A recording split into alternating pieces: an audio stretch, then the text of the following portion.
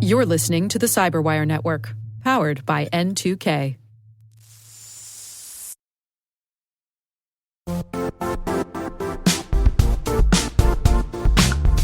Now, a word from our sponsor, the Johns Hopkins University Information Security Institute, currently seeking qualified applicants for its innovative Master of Science in Security Informatics degree program. Study alongside world-class interdisciplinary experts and gain unparalleled educational, research, and professional experience in information security and assurance. Interested U.S. citizens should consider the National Science Foundation's CyberCore Scholarship for Service program, which covers tuition and a $6,000 annual professional development allowance, as well as providing a $37,000 additional annual stipend. Apply for the scholarship and the fall semester by March 1st. Learn more at cs.jhu.edu/MSSI.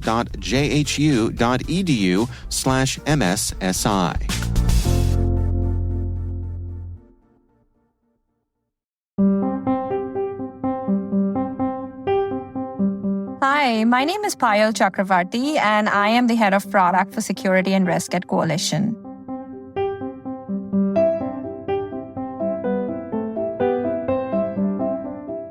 Growing up, I always thought I would either be a doctor, that's a profession I really respected, or I would be an architect who would be building buildings, combine math and art together, because my interest was really in math, art, and biology. Those were my three favorite subjects. When I was in high school, I got intrigued with the evolution of computers. This is back in the late 90s when it was an evolving area. Internet was just coming alive.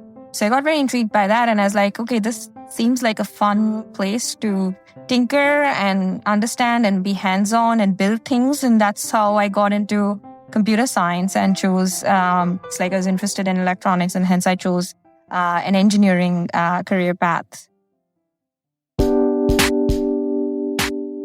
I grew up in India, and I did my undergrad in India.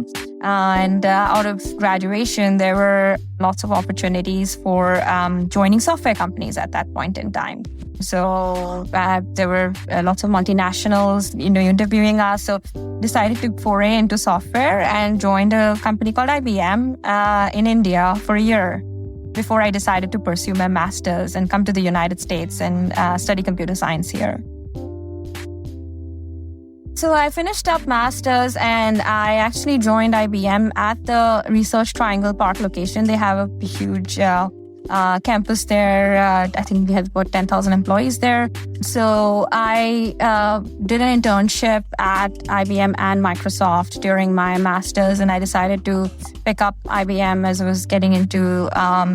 I was thrown into this project where we had to work with customers, understand their needs for, they were in the data center. They were basically data center managers, and they had a bunch of siloed tools at that point in time.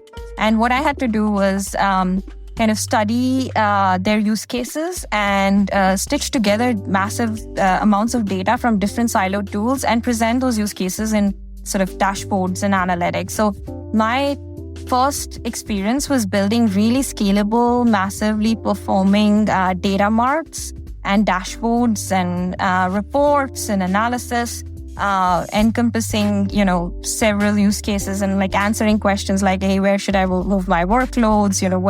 What kind of capacity does my data center have? This is when the world was going through the physical to virtualization transition. Cloud was still not a thing in the data center, but did many different things at IBM. But one of the projects that I really loved was actually transitioning to the cloud. So I had to take an entire portfolio of software, and they were on-prem software, and move them to the cloud. So this is where I was exposed, hands-on, figuring out what would it take to take a monolith, make it a service-based product, host it on the cloud, create a SaaS experience where users could do full self-service, try, buy. IBM hadn't done that before, literally. and then figure out everything from SLAs to security to what it means to run on the cloud. So that was amazing because I learned so many things, and that made me very intrigued about building products for the cloud.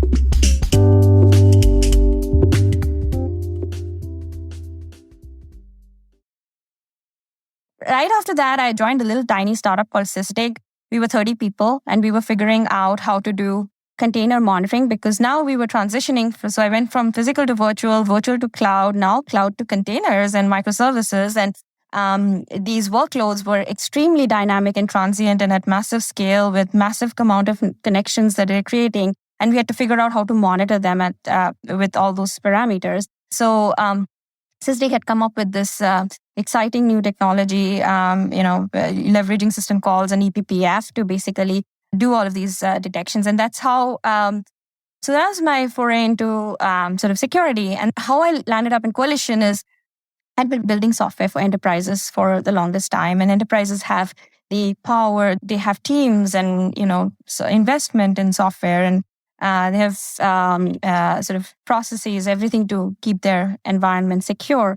So I loved Coalition's mission there. Hey, guys, I got your back. I will be there to take care of your financial liability if you get hacked or you have an incident. But at the same time, I will also provide you incident response. I will provide you help if you do have an incident to mitigate, to recover from it, to negotiate if needed. That's what brought me to where I am today. So 2 or 3 things that I do absolutely value. Number one is, of course, keeping in product management, keeping the user in mind, keeping the customer in mind. What pain point are we trying to solve? Is it an important pain point to solve? Asking that question many times to make sure that we are actually solving for the most important things and the most important pain points for our customers, not jumping to solutions, but understanding the background before we make decisions about what we build. The second thing I would say from a leadership perspective is always trying to create clarity from ambiguity. So making sure that aligning people on that clarity of vision, clarity of where we want to head, and then taking that vision and the clarity that you created and the alignment that you created into an execution machine. And how do you constantly execute, iterate, fail, come back, but ensuring that you have clarity and alignment at all points in time.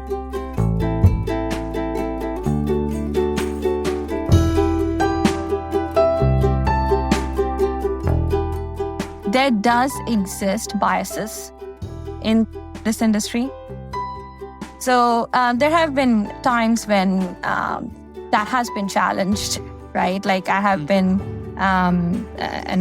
not stating any specific job, but I've been on calls where, let's say, customer joins and wants to know who's the technical person in the room. And it's often frustrating to say, which part of technology do you want to talk about? Let's talk about it and we can work through it. So I think that's overcoming bias is always something that we as women leaders have to, I feel, strongly look out for and constantly prove ourselves, no matter where you are, no matter what you're doing. But I think the way you handle it is you negotiate, you listen, you understand, you ask questions, and you build confidence and trust. And then and that's how you build your credibility and your reputation overall. There's no easy way around it. Follow something that you feel connected with. Don't just do it for joining a cool brand or getting a better salary, or don't do it for those reasons. Follow something where you connect. There's something that really connects you and you feel deeply driven to solve that problem. Focus on the problem. I think once you follow that connection and you figure out a problem that you feel passionate about to solve, you will do whatever it needs to make it successful, and that in terms will make you successful.